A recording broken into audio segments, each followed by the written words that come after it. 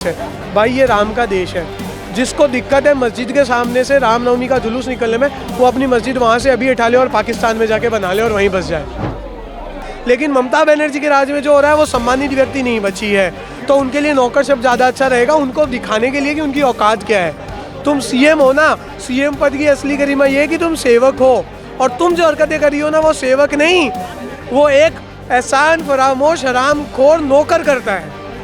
और इनकी जो मस्जिद है ना, ये मौलवी और जो मस्जिदें और मौलवी है, ये ना भूले तुम्हारी जो तनख्वाह भी आती है ना, तुम लोग को सरकार भी डोनेशन देती है, और जो तुम लोगों की मस्जिदें चलती है ना, वो उन हिंदू धर्म के मंदिरों से चलती है जहाँ से सबसे ज़्यादा टैक्स पैदा होता है, भारत की इकोनॉमी का सबसे बड़ा भाग मिलता है। ये धर्मवाद फैलाना बंद कर दो, जातिवाद फैलाना बंद कर दो, नहीं तो हकीकत में जब योगी आ गया ना, तो मस्जिदें गिनते गिनते भूल जाओगे कि कितनी ढहाई गई और कितनी बच गई। कहा जनसभा में कि रामनवमी जुलूस को रोकूंगी नहीं, लेकिन मुसलमानों के मोहल्ले से मत निकालना। क्यों भाई? मोहल्ला मुसलमानों का नहीं है, भारत का हिस्सा है। रोड मुसलमानों के बाद दंगा नहीं होने दिया ना, दिल्ली से आपको कोई गलत अप्रिय घटना सुनाई दी। और दूसरी बड़ी चीज़, अब हम आते हैं महाराष्ट्र पे। महाराष्ट्र की आप बात करें, आपको पता हो तो जिस एरिया में घटना हुई है उस एरिया का विधायक कौन है? एक मुल्ला है।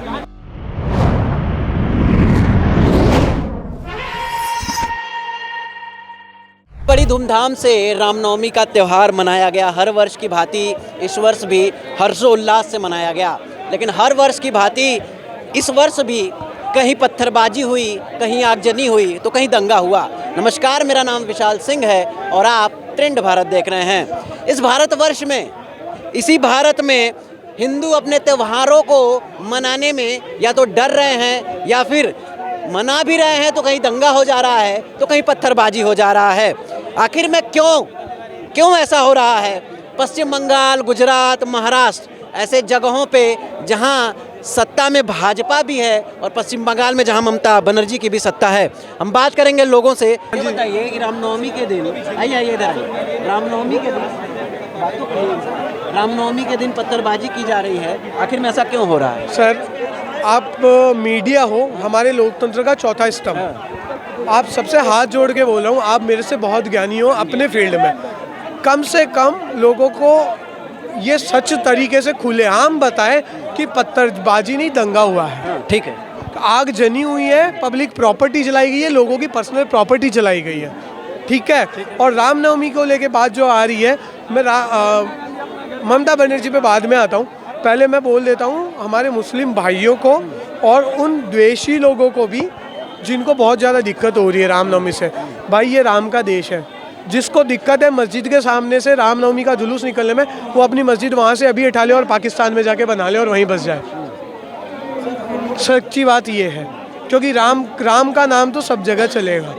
और इनकी जो मस्जिद है ना, ये मौलवी और जो मस्जिदें और मौलवी है, ये ना भूले तुम्हारी जो तनख्वाह भी आती है ना, तुम लोग को सरकार भी डोनेशन देती है, और जो तुम लोगों की मस्जिदें चलती है ना, वो उन हिंदू धर्म के मंदिरों से चलती है जहाँ से सबसे ज़्यादा टैक्स पैदा होता है, भारत की इकोनॉमी का सबसे बड़ा भाग मिलता है। ठीक है। और तुम उसी पे, अगर उन्हीं लोगों पे आप जो ये कर रहे हो ना, ये धर्मवाद फैलाना बंद कर दो, जातिवाद फैलाना बंद कर दो, नहीं तो हकीकत में जब योगी आ गया ना, तो मस्जिदें गिनते गिनते भूल जाओगे कि कितनी ढहाई गई और कितनी बच गई। आपने योगी की बात की, भाजपा की सरकार साहब गुजरात में भी है और महाराष्ट्र में भी है, और वहाँ भी ये चीज़ें हुई।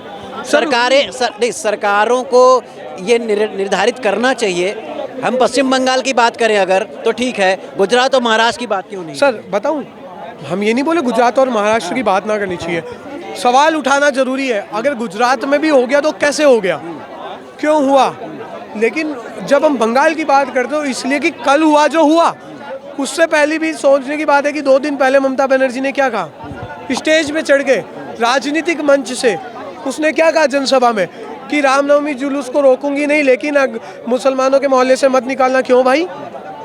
मोहल्ला मुसलमानों का नहीं है, भारत का हिस्सा है। रोड मुसलमानों के बाप की नहीं है, भारत के पैसों की है।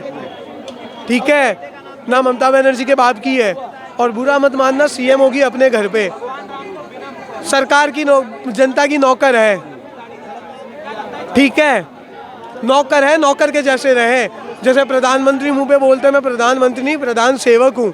सेवक का मतलब भी होता है नौकर, लेकिन वो अपनी गरिमा का ख्याल करते हैं और हम भी उनका सम्मान करते हैं। लेकिन ममता बनर्जी के राज में जो हो रहा है वो सम्मानित व्यक्ति नहीं बची है, तो उनके लिए नौकर शब्द ज़्यादा अच्छा रहेगा, उनको दिखाने के लिए कि उनकी औकात क्या है। तुम सीएम हो ना, सीएम पद की असली गरिमा ये है कि तुम सेवक हो, और तुम जो हरकतें करी हो ना वो सेवक नहीं, वो एक एहसान फरामोश हरामखोर नौकर करता है जो अपने मालिक को धोखा देता है। जनता तुम्हारी मालिक है और तुम उसको धोखा दे रही हो केवल अपने वोट बैंक के कारण। कहीं ना कहीं लगता नहीं है, अभी कुछ दिनों पहले बंगाल में जो एक सीट पे उपचुनाव हुआ वहाँ पे कांग्रेस जीत गई, जहाँ पे 65% से ज़्यादा मुसलमानों का वोट बैंक था, और माना जाता है मुसलमानों का कोर वोट बैंक पूरा का पूरा ममता बनर्जी के पास है, फिर भी कांग्रेस वहाँ जीत गई है। तो कहीं ना कहीं ये बौखलाहट नजर नहीं आ रही उसकी। और मैं एक बात बोलता हूँ, चलिए कल पे बाद में आते हैं। कल जो हुआ, अगर ममता बनर्जी सही है, उनका संरक्षण नहीं है उन लोगों को, तो आज वापस कैसे हो गया? आज वापस दंगा कैसे हुआ उसी एरिया में? ममता बनर्जी ने क्यों पुलिस डिप्लॉय नहीं की? और अगर उसके बस की नहीं है तो क्यों सेंट्रल गवर्नमेंट को नहीं बोला कि हमारे यहाँ पे भेज दो सेंट्रल फोर्सेस? फिर हम बताते कैसे होता है काम।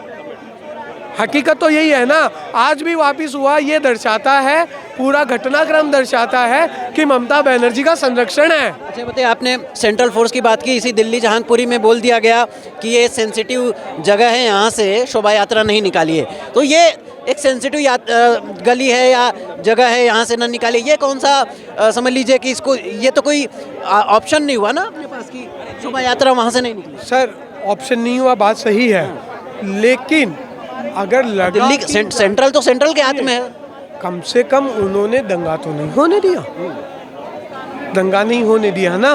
दिल्ली से आपको कोई गलत अप्रिय घटना सुनाई दी? और दूसरी बड़ी चीज़, अब हम आते हैं महाराष्ट्र पे। महाराष्ट्र की आप बात करें, आपको पता हो तो जिस एरिया में घटना हुई है उस एरिया का विधायक कौन है? एक मुल्ला है। मैं मुस्लिम भी नहीं बोलूँगा, क्योंकि उनके एरिया में हुआ है, जो गलत तरीके से काम करेंगे वो इज्जत के लायक नहीं है। हकीकत यही है। और फिर वो बात करते हैं गंगा जमुना तहजीब की। यार गंगा हमारी, जमुना हमारी, तहजीब हमारी संस्कृति का हिस्सा नहीं, हम संस्कृति को मानते हैं।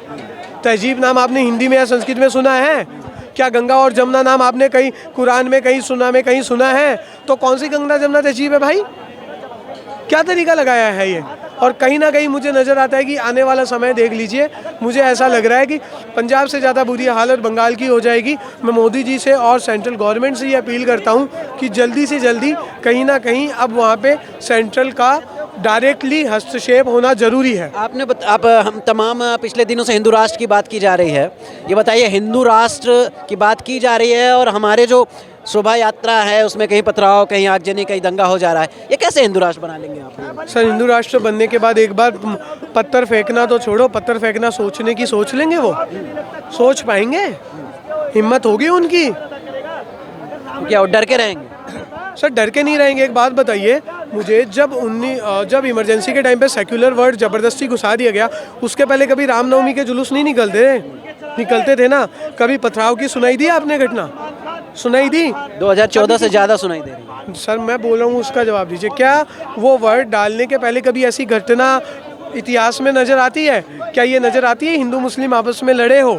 जब सेक्युलर वर्ड नहीं था तब भी नहीं थी दिक्कत। कहीं ना कहीं ये सेक्युलर वर्ड डाल के बड़ी घटना नहीं कर दी गई। और आज जब वापस हम उस दौर में जाना चाह रहे हैं जहाँ पे बिना किसी बाउंडेशन के सब साथ रहते थे, बिना किसी बाउंडेशन के, क्योंकि सर हिंदू तो एक धर्म है नहीं ना।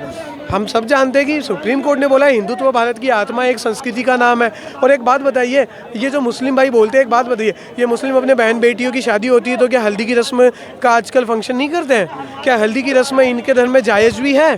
क्या हल्दी की रस्म इनके धर्म में होती भी है? नहीं होती सर। फिर क्यों मना लेते हैं? क्या ये हमारी भारत की संस्कृति नहीं है? क्या वो हिंदुत्व की संस्कृति नहीं है? तो सर सीधी सी बात है। और उससे बड़ी चीज़ बता देता हूँ, इन्हीं मुस्लिमों में बता देता हूँ, 72 फिरके बोलते हैं ना ये, उनमें एक फिरका है कायम खानी, जो आज भी फेरे करवाते हैं। तो क्या उनको ये एक बार निकाल के बता दे अपने समाज से बाहर, अपने धर्म से बाहर? ये इनके मुल्ले आके, इनके मौलवी आके हकीकत बताते हैं जनता को? क्योंकि मेरे राजस्थान में वो कौम, इनका वो फिरका पाया जाता है जिसे कायम खानी बोलते हैं, जो आज भी फेरे करवाते हैं। और वो गर्व से बोलते हैं कि हाँ हम उस बाजीराव की संतानों में से निकले हैं, बाजीराव और मस्तानी की संतान से। वो गर्व से बोलते हैं कि हमारा वो नेता ऐसा था कि जो मुगल थे ना उसकी तलवार से डरते थे। अकेला बंदा पूरी औरंगजेब की फौज को खदेड़ देता था। तो सर ये जो मुगलिया सोच वाले हैं ना, इनसे दिक्कत है।